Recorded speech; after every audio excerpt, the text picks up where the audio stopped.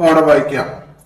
സുന്ദരമായ മലകളും ജലാശയങ്ങളും ജീവജാലങ്ങളും അന്തരീക്ഷവും ഉൾക്കൊള്ളുന്ന നമ്മുടെ പ്രകൃതി അള്ളാഹുവിന്റെ അനുഗ്രഹമാണ്. അതിനെ നാശം വരാത്ത വിധം കരുതലോടുകൂടി ഉപയോഗിക്കേണ്ടതുണ്ട്. അപ്പൊ ഇവിടെ വായിക്കുമ്പോ നാശം വരാത്ത വിധം കരുതലോടുകൂടി ഉപയോഗിക്കേണ്ടതുണ്ട് എന്നാണ്. അപ്പൊ ഞാൻ നോർമലായിട്ട് എന്ത് വായിക്കും? നാശം വരാത്ത വിധം കരുതലോടെ വേണം നമ്മൾ ഉപയോഗിക്കാൻ. അപ്പൊ ഞാൻ നോർമലായിട്ട് ഇവിടെ എന്റെ കൂടെ 3ാം ക്ലാസ്സിൽ ഒരു കുട്ടി പഠിക്കാനിരിക്കുന്നുണ്ട്. അപ്പൊ അവർക്ക് പറഞ്ഞു കൊടുക്കുന്ന രീതിയിലാണ് വോയിസ് വരുന്നത്. അതുകൊണ്ട് വരുന്ന അക്ഷരത്തിന്റെ മാറ്റങ്ങളാണ്. പക്ഷെ അതോടെ തെറ്റൊന്നല്ല, നമുക്കവിടെ അതിലുള്ളതല്ല വായിച്ചത് എന്നുള്ളൂ. അപ്പൊ അങ്ങനെ വരുന്നതാണ്, മനസ്സിലാക്കാം. അപ്പൊ എന്താ? നാശം വരാത്ത വിധം കരുതലോടുകൂടി ഉപയോഗിക്കേണ്ടതുണ്ട്. വിഭവങ്ങളുടെ അമിതവ്യയം പോലും പ്രകൃതിയെ നശിപ്പിക്കലാണ്. ഈ ഗുണപാഠം നൽകുന്ന ഒരു കഥ നമുക്ക് പറയാം. അപ്പൊ എന്താണ്? ഈ സുന്ദരമായ പ്രകൃതി, മലകളുണ്ട്, ജലാശയങ്ങളുണ്ട്, ജീവജാലങ്ങളുണ്ട്, അന്തരീക്ഷവും ഒക്കെ ഉൾക്കൊള്ളുന്ന നമ്മുടെ പ്രകൃതി അള്ളാഹുവിന്റെ അനുഗ്രഹമാണ്. മനസ്സിലായില്ലേ? അതിന് നാശം വരാത്ത വിധം കരുതലോടുകൂടി ആവണം നാം പ്രകൃതിയെ ഉപയോഗിക്കേണ്ടത്. വിഭവങ്ങളുടെ അമിതവ്യയം, അതായത് ഈ പ്രകൃതിയിൽ ഉണ്ടാകുന്ന വിഭവങ്ങളുണ്ട് നമുക്ക് അള്ളാഹു സൃഷ്ടിച്ച, അതിന്റെ കൂടുതലായിട്ടുള്ള ഉപയോഗം പോലും എന്താണ്?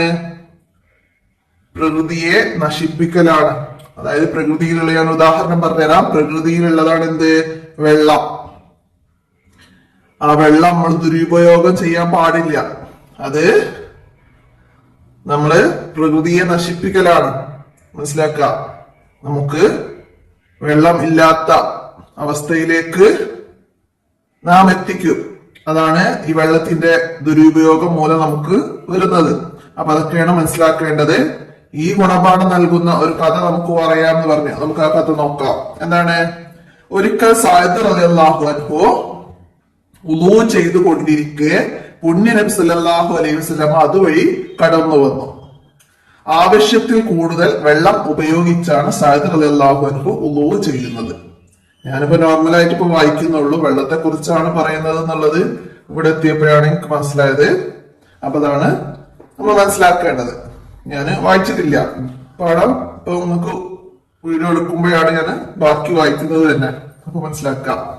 അപ്പൊ എന്താണ്? സഅദ് റളിയല്ലാഹു അൻഹു ആവശ്യത്തിൽ കൂടുതൽ വെള്ളം ഉപയോഗിച്ച് വുളൂ ചെയ്യുന്നത് നബി സല്ലല്ലാഹു അലൈഹി വസല്ലം കണ്ടു. അത് നബി സല്ലല്ലാഹു അലൈഹി വസല്ലം തങ്ങളുടെ ശ്രദ്ധയിൽപ്പെട്ടു. ഉടനെ, എന്താണ് സഅദ് ഈ ദുർവ്യയം? മനസ്സിലാക്കുക. നബി സല്ലല്ലാഹു അലൈഹി വസല്ലം ചോദിച്ചതാണ് സഅദ് റളിയല്ലാഹു അൻഹുവിനോട്, എന്താണ് സഅദ് ഈ ദുർവ്യയം? ആരോട് ചോദിച്ചു എന്നൊക്കെ ചോദ്യമായിട്ട് വരാം. ഏത് സന്ദർഭത്തിലാണ് നബി സല്ലല്ലാഹു അലൈഹി വസല്ലം ചോദിച്ചത്? സഅദ് റളിയല്ലാഹു അൻഹു ആവശ്യത്തിൽ കൂടുതൽ വെള്ളം ഉപയോഗിച്ച് വുളൂ ചെയ്യുമ്പോൾ നബി സല്ലല്ലാഹു അലൈഹി വസല്ലം ചോദിച്ചതാണ്, എന്താണ് സഅദ് ഈ ദുർവ്യയം എന്ന് പുണ്യ നബി സല്ലല്ലാഹു അലൈഹി വസല്ലം തങ്ങള് ചോദിച്ചു.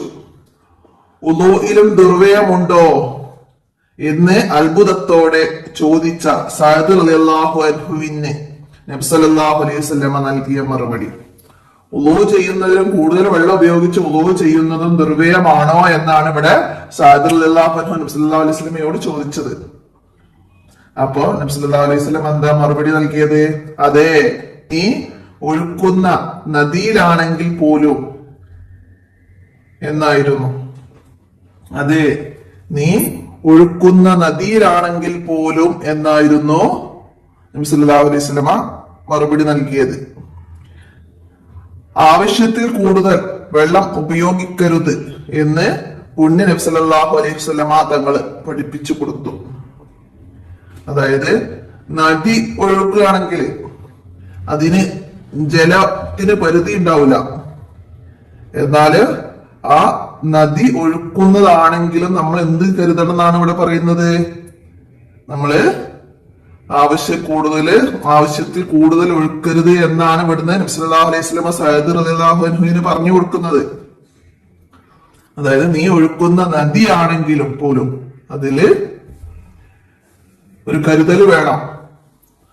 അതാണ് ഇവിടെ മനസ്സിലാക്കേണ്ടത്. നദി എന്ന് പറഞ്ഞാല് നമ്മള് വെള്ളം എത്രയും ഒഴുക്കാമെന്നാണ്, പക്ഷെ അത് പാടില്ല, അത് ദുർവ്യയമാണ് എന്നാണ് നബി സല്ലല്ലാഹു അലൈഹി വസല്ലം തങ്ങൾ ഇവിടെ പഠിപ്പിച്ചു കൊടുത്തത്.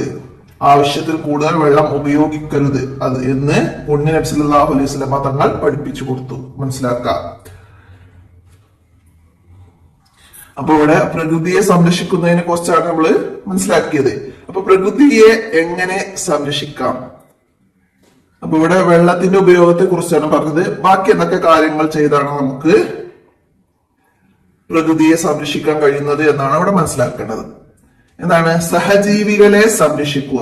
അതായത് നമ്മളെ പോലെ തന്നെ, മനുഷ്യരെ പോലെ തന്നെ അല്ലാഹു തആല സൃഷ്ടിച്ച ഒരു വിഭാഗമാണ് ജീവികള്, സഹജീവികള്, മൃഗങ്ങള്, കിളികള് ഒക്കെ പെടും. അപ്പൊ അവരെ സംരക്ഷിക്കുക. മനസ്സിലായില്ല? പിന്നെ മരങ്ങൾ വെച്ച് പിടിപ്പിക്കുക, മരങ്ങൾ വെച്ച് പിടിപ്പിക്കുക. പിന്നെ ജലം മലിനമാക്കാതിരിക്കുക. വേസ്റ്റ് ഒക്കെ ഇട്ട് കുളത്തിലെയും പുഴയിലെയും ഒക്കെ വെള്ളം മലിനമാക്കാതിരിക്കുക. ഇതൊക്കെ പ്രകൃതി സംരക്ഷണമാണ്. മരങ്ങൾ വെച്ച് പിടിപ്പിച്ചാൽ മണ്ണൊലിപ്പ് തടയും, മഴ കൂടുതലായിട്ടുണ്ടാവും. അതൊക്കെ പ്രകൃതിയുടെ സംരക്ഷണമാണ്. നമ്മുടെ ആവാസ വ്യവസ്ഥക്ക് മഴയും മരങ്ങളും ഒക്കെ വേണം. മനസ്സിലാക്കുക. പിന്നെന്താണ്? അന്തരീക്ഷം മലിനമാക്കാതിരിക്കുക. അന്തരീക്ഷം, നമ്മുടെ ഈ പ്രകൃതി, വായു ഒക്കെ നിറഞ്ഞതാണ്. അപ്പൊ ആ വായു ഒക്കെ നമുക്ക് നല്ലത് ലഭിക്കണമെങ്കിൽ അത് മലിനമാക്കാതിരിക്കണം. പ്ലാസ്റ്റിക് കത്തിച്ച് ഫാക്ടറിയിൽ നിന്നുള്ള പുകകളും ഒക്കെ അന്തരീക്ഷത്തിലേക്ക് ഉയരുന്നു. അപ്പൊ നമ്മുടെ അന്തരീക്ഷം അത് കാരണം മലിനമാകും. പ്ലാസ്റ്റിക് മാലിന്യങ്ങൾ കത്തിക്കുക, അപ്പൊ അതൊക്കെ അന്തരീക്ഷം മലിനമാക്കാതിരിക്കുക. അതൊന്നും ചെയ്ത് അന്തരീക്ഷത്തെ മലിനമാക്കാതിരിക്കുക. അതാണ് അന്തരീക്ഷം മലിനമാക്കാതിരിക്കുക. മനസ്സിലാക്കുക. പിന്നെന്താണ്? പ്രകൃതി വിഭവങ്ങളിൽ ദുർവ്യയം ഒഴിവാക്കുക. അതാണ് നമ്മൾ പറഞ്ഞ നേരത്തെ വെള്ളത്തിന്റെ പറഞ്ഞ്. അതുപോലെ തന്നെയാണ് മരങ്ങളും കായ്കനികൾ തരുന്ന മരങ്ങള്, അതൊക്കെ മുറിച്ച് മാറ്റാതിരിക്കുക. അതൊക്കെ പ്രകൃതി വിഭവങ്ങളുടെ ഉത്ഭവം. പ്രകൃതി വിഭവങ്ങൾ നമുക്ക് നൽകുന്ന ഫലവൃക്ഷങ്ങളൊക്കെ കുറയും, മരങ്ങളൊക്കെ മുറിച്ചു മാറ്റുന്നതിലൂടെ. പ്രകൃതി വിഭവങ്ങളിലെ ദുർവ്യയം ഒഴിവാക്കുക. മനസ്സിലാക്കുക. പിന്നെന്താണ്? മലകൾ ഇടിച്ചു നിരത്താതിരിക്കുക. മലകളൊക്കെ ഇടിച്ചു നിരത്തി പ്രകൃതിയെ നശിപ്പിക്കരുത്. അതൊക്കെ നമ്മുടെ ഭൂമിക്ക് കേടാണ്. അതാണ് ഇവിടുത്തെ മനസ്സിലാക്കേണ്ടത്. അടുത്തത് വയലുകൾ മണ്ണിട്ട് നികത്താതിരിക്കുക. വയലുകൾ നമ്മുടെ കൃഷിയിടങ്ങളാണ് ഈ വയലുകൾ എന്ന് പറയുന്നത്. അപ്പൊ മണ്ണിട്ട് നികത്തി കൃഷി സ്ഥലങ്ങളൊക്കെ നമ്മൾ മണ്ണിട്ട് നികത്തി വെള്ളമൊക്കെ പോയി നിൽക്കുന്ന സ്ഥലങ്ങളാണ്. അപ്പൊ നമുക്ക് വെള്ളപ്പൊക്കം ഇങ്ങനെയുള്ള പ്രകൃതി ദുരന്തങ്ങൾ വരുന്നത് വയലുകളും കുന്നുകളൊക്കെ ഇടിച്ചു നിരത്തുന്നത് കാരണമാണ്. അപ്പൊ അതൊക്കെ പ്രകൃതിയെ നശിപ്പിക്കലാണ്. അപ്പൊ വയലുകൾ മണ്ണിട്ട് നികത്താതിരിക്കുക. ജലാശയങ്ങൾ സംരക്ഷിക്കുക. കുളങ്ങളും തോടുകളും കിണറുകളൊക്കെ എന്താണ്? സംരക്ഷിക്കുക. അതില് അവശിഷ്ടങ്ങളും വേസ്റ്റും അവശിഷ്ടങ്ങളൊക്കെ നിക്ഷേപിച്ച് ഉപയോഗത്തിന് പറ്റാത്ത വിധമാക്കാൻ പാടില്ല. മനസ്സിലാക്കുക. അതൊക്കെ പ്രകൃതിയെ നശിപ്പിക്കലാണ്. അപ്പൊ ജലാശയങ്ങളൊക്കെ സംരക്ഷിക്കണം. പുഴകളും തോടുകളും അങ്ങനെ കുളങ്ങളൊക്കെ വെട്ടുക. എന്നിട്ട് അതിനൊക്കെ വെള്ളം ശേഖരിക്കുക. ഭൂമിയിൽ വെള്ളത്തിന്റെ ഉറവിടം നിലനിർത്തുക. അതൊക്കെ നമ്മൾ ജലാശയങ്ങളെ സംരക്ഷിക്കലാണ്. അപ്പൊ ഇത്രയും പോയിന്റുകൾ നന്നായി മനസ്സിലാക്കുക. ഇതിന്നൊക്കെ ചോദ്യം വരും. എന്ത്? പ്രകൃതിയെ സംരക്ഷിക്കുന്ന ഒരു മാർഗമാണ് എന്ന് പറഞ്ഞിട്ട് നമുക്ക് ഓപ്ഷനില് ഇതിൽ നിന്നുള്ള ഏതെങ്കിലും കാര്യങ്ങൾ വരും. എന്താണ്? അന്തരീക്ഷം മലിനമാക്കാതിരിക്കുക, വയലുകൾ മണ്ണിട്ട് നികത്താതിരിക്കുക, മലകൾ ഇടിച്ചു നിരത്താതിരിക്കുക. ഇത് പ്രകൃതി സംരക്ഷണത്തിന്റെ ഒരു ഘടകമാണ്. അപ്പൊ ഇതിന് ഏതാ ഓപ്ഷൻ വരാൻ നമുക്ക് പറയാൻ പറ്റൂല, ചോദ്യം വരാം, അല്ലെ തിരിച്ചും വരാം. ജലാശയങ്ങൾ സംരക്ഷിക്കൽ ഇതെന്താണ്? പ്രകൃതി സംരക്ഷണമാണ്. അപ്പൊ ആ രീതി രണ്ട് രീതിയിൽ തിരിച്ചു മനസ്സിലാക്കുക. അടുത്തെന്താണ്? മരണാനന്തരം പ്രതിഫലം ലഭിക്കുന്ന പുണ്യകർമ്മമാണ് മരങ്ങൾ നട്ടുപിടിപ്പിക്കൽ. മരണാനന്തരം പ്രതിഫലം ലഭിക്കുന്ന പുണ്യകർമ്മമാണ് മരങ്ങൾ നട്ടുപിടിപ്പിക്കൽ. ജാരിയായ സദഖ എന്ന് പറയാം. അതായത് ഒരു മരം നട്ടുപിടിപ്പിച്ച് അതിൽ നിന്ന് കായ്കനികളൊക്കെ ലഭിക്കുന്നുണ്ട്. ഒരു തെങ്ങ്, ഉദാഹരണം ഒരു തെങ്ങ്, ആ തെങ്ങിൽ നിന്ന് തേങ്ങ ലഭിക്കുന്നു. അപ്പൊ അത് നട്ടുപിടിപ്പിച്ച ആള് മരണപ്പെട്ടാലും അതിൽ നിന്ന് കായ്കനികൾ ലഭിക്കുന്നു, അത് നമ്മൾ ഉപയോഗിക്കുന്നു. അപ്പൊ അത് നമ്മൾ ഉപയോഗിക്കുന്നിടത്തോളം കാലം അത് നട്ടുപിടിപ്പിച്ചവർക്ക് പ്രതിഫലം ലഭിക്കുന്ന ഒരു കർമ്മമാണ്. മനസ്സിലാക്കുക. അപ്പൊ അതുപോലെ തന്നെയാണ് നമ്മളൊരു ചെടി നടുകയോ കൃഷി ഇറക്കുകയോ ചെയ്താല് അതിൽ നിന്ന് ആരെങ്കിലും ഭക്ഷിക്കുകയോ പക്ഷികളോ മൃഗങ്ങളൊക്കെ ഭക്ഷിക്കുകയോ ചെയ്താൽ അത് സ്വതക്കയുടെ പ്രതിഫലം ലഭിക്കും. അപ്പൊ അതൊക്കെ ഒരു പോയിന്റാണ്, നിങ്ങൾക്ക് കൂടെ പഠിക്കാനില്ല, ഞാൻ പറഞ്ഞതാണ്, മനസ്സിലാക്കുക. അപ്പോ എല്ലാവരും എന്താണ് ചെടികളും വൃക്ഷങ്ങളൊക്കെ നട്ടുപിടിപ്പിക്കാം. ഇനി നമുക്ക് ഇതിന്റെ തദ്രിഭാഗത്ത് നോക്കാം. അപ്പൊ ഞാനൊരു കാര്യം ചോദിക്കുകയാണ്, ഈ പാഠത്തിൽ ഇല്ലാത്ത കാര്യങ്ങളൊക്കെ ഞാൻ ഇതിന്റെ കൂടെ നിങ്ങൾക്ക് പറഞ്ഞു തരുന്നുണ്ട്. അത് ഈ പാഠത്തെ ഒന്നുകൂടെ മനസ്സിലാക്കാൻ വേണ്ടിയിട്ടാണ്. അത് തുടരണോ വേണ്ടയോ എന്ന് നിങ്ങളൊന്ന് കമന്റ് ചെയ്യണം. അങ്ങനെ പറയുന്നത് കാരണം നിങ്ങൾക്ക് എന്തെങ്കിലും ബുദ്ധിമുട്ടോ അങ്ങനെ പറയണ്ട എന്നോ അഭിപ്രായമുള്ളവരുണ്ടെങ്കിൽ ഒന്ന് കമന്റ് ആയിട്ട് അറിയിക്കണേ. അടുത്തത് എന്താണ്? തദ്രിഭാഗത്തിൽ ഉത്തരം പറയാം എന്നാണ്. എന്തെല്ലാം ഉൾക്കൊള്ളുന്നതാണ് പ്രകൃതി? നമ്മുടെ പ്രകൃതി എന്തെല്ലാം ഉൾക്കൊള്ളുന്നതാണ്? നമുക്ക് പാടത്ത് വന്ന തന്നെ എഴുതാം. മലകളും ഇവിടെ തന്നെ സുന്ദരമായ മലകളും ജലാശയങ്ങളും ജീവജാലങ്ങളും അന്തരീക്ഷവും ഉൾക്കൊള്ളുന്നതാണ് നമ്മുടെ പ്രകൃതി. അപ്പൊ അത് മനസ്സിലാക്കിയിട്ട് ഒന്ന് എന്ന് എഴുതാം. അടുത്ത രണ്ടാമത്തെ എന്താണ്? സഅദ് റളിയല്ലാഹു അൻഹുവിൽ നബി സല്ലല്ലാഹു അലൈഹി വസല്ലമ കണ്ട അമിത വ്യയം എന്തായിരുന്നു? എന്തായിരുന്നു സഅദ് റളിയല്ലാഹു അൻഹു ചെയ്തത്? ആവശ്യത്തിൽ കൂടുതൽ വെള്ളം ഉപയോഗിച്ചാണ് സഅദ് റളിയല്ലാഹു അൻഹു ഉളൂ ചെയ്യുന്നത്. അതായിരുന്നു അമിതവ്യയം, വെള്ളത്തിന്റെ അമിതവ്യയമായിരുന്നു നബി സല്ലല്ലാഹു അലൈഹി വസല്ലമ കണ്ടത്. അപ്പൊ ആവശ്യത്തിൽ കൂടുതൽ വെള്ളം ഉപയോഗിച്ചാണ് സഅദ് റളിയല്ലാഹു അൻഹു ഉളൂ ചെയ്യുന്നത്. മനസ്സിലാക്കുക. അടുത്ത മൂന്നാമത്തത്, സഅദ് റളിയല്ലാഹു അൻഹുവിന്റെ ഉളൂയിൽ അമിതവ്യയം കണ്ട നബി സല്ലല്ലാഹു അലൈഹി വസല്ലമ എന്ത് പഠിപ്പിച്ചു? എന്താണ് സഅദ് റളിയല്ലാഹു അൻഹുവിനെ പഠിപ്പിച്ചത്? അപ്പൊ അവിടെ നബി സല്ലല്ലാഹു അലൈഹി വസല്ലമ പറഞ്ഞ, നീ ഒഴുക്കുന്ന നദിയിലാണെങ്കിൽ പോലും എന്താണ് വെള്ളം ആവശ്യത്തിൽ കൂടുതൽ ഉപയോഗിക്കരുത് എന്നാണ്. അപ്പൊ നമുക്ക് അവിടെ എന്ത് ചെയ്താ? നബി സല്ലല്ലാഹു അലൈഹി വസല്ലമ സഅദ് റളിയല്ലാഹു അൻഹുവിനെ പഠിപ്പിച്ചു. എന്ത്? ആവശ്യത്തിൽ കൂടുതൽ വെള്ളം ഉപയോഗിക്കരുത്. ഉളൂ ചെയ്യുകയാണെങ്കിൽ പോലും ആവശ്യത്തിൽ കൂടുതൽ വെള്ളം ഉപയോഗിക്കരുത് എന്ന് പുണ്യ നബി സല്ലല്ലാഹു അലൈഹി വസല്ലമ തങ്ങൾ പഠിപ്പിച്ചു. അപ്പൊ അത് മനസ്സിലാക്കിയിട്ട് എഴുതുക. നീ ഒഴുക്കുന്ന നദിയിലാണെങ്കിൽ പോലും എന്നായിരുന്നു നബി സല്ലല്ലാഹു അലൈഹി വസല്ലമ സഅദ് റളിയല്ലാഹു അൻഹുവിന് മറുപടി നൽകിയത്. അപ്പൊ അവിടുന്ന് എന്താണ് മനസ്സിലാക്കിയത്?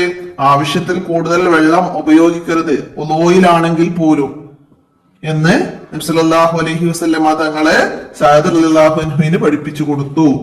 മനസ്സിലാക്കിയിട്ട് എഴുതുക. അടുത്തത് എന്താണ്? പ്രായോഗികമാക്കാം. എന്താണ് പ്രായോഗികമാക്കുന്നത്?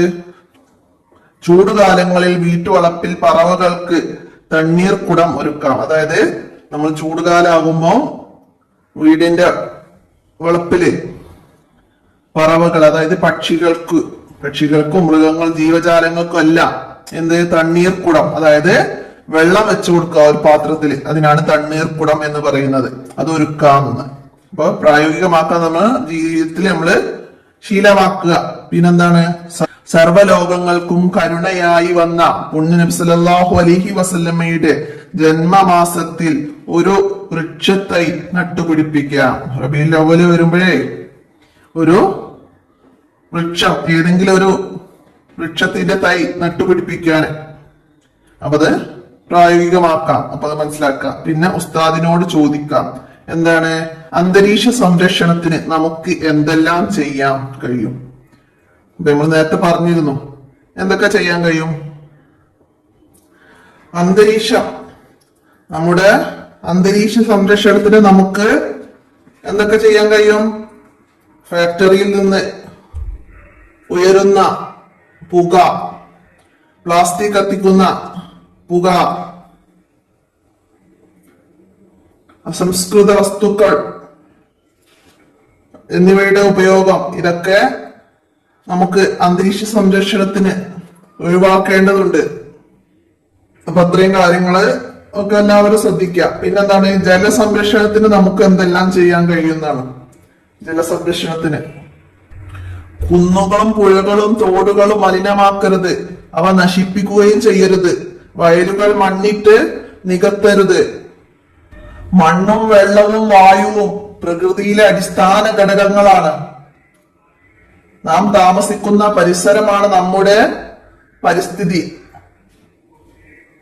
മനുഷ്യന് വേണ്ടിയിട്ടാണ് അല്ലാഹു തആല ഇവയെല്ലാം സൃഷ്ടിച്ചത്. അപ്പൊ അതൊക്കെ സംരക്ഷിക്കല് നമ്മുടെ കടമയാണ്. ജലാശയങ്ങൾ മലിനമാക്കരുത്, കുടിവെള്ളം പാഴാക്കരുത്. രൂക്ഷമായ ജലക്ഷാമം നേരിടുമ്പോൾ വെള്ളം കൊണ്ടുള്ള ശുദ്ധീകരണം ഉപേക്ഷിച്ച് തയമ്മും ചെയ്ത് മറ്റു മനുഷ്യർക്കും ജീവജാലങ്ങൾക്കും കുടിവെള്ളം ലഭ്യമാക്കണം. ഇതൊക്കെ ജലസംരക്ഷണത്തിന്റെ ഭാഗമാണ്. നമുക്ക് വെള്ളം ഉണ്ടെങ്കിൽ നമ്മൾ അതുകൊണ്ട് ഉളൂ ചെയ്യാതെ മറ്റു മനുഷ്യർക്കും ജീവജാലങ്ങൾക്കൊക്കെ കുടിവെള്ളം ലഭ്യമാക്കണം. ശുദ്ധീകരണത്തിന് നമ്മള് തയമ്മും ചെയ്യാം. അപ്പൊ കാര്യങ്ങളൊക്കെ ജലസംരക്ഷണത്തിന്റെ ഭാഗമാണ്, മനസ്സിലാക്കുക. അപ്പൊ ഇത്രയും കാര്യങ്ങളൊക്കെയാണ് നമുക്ക് ഈ പാഠത്തെ കുറിച്ച് പറയാനുള്ളത്.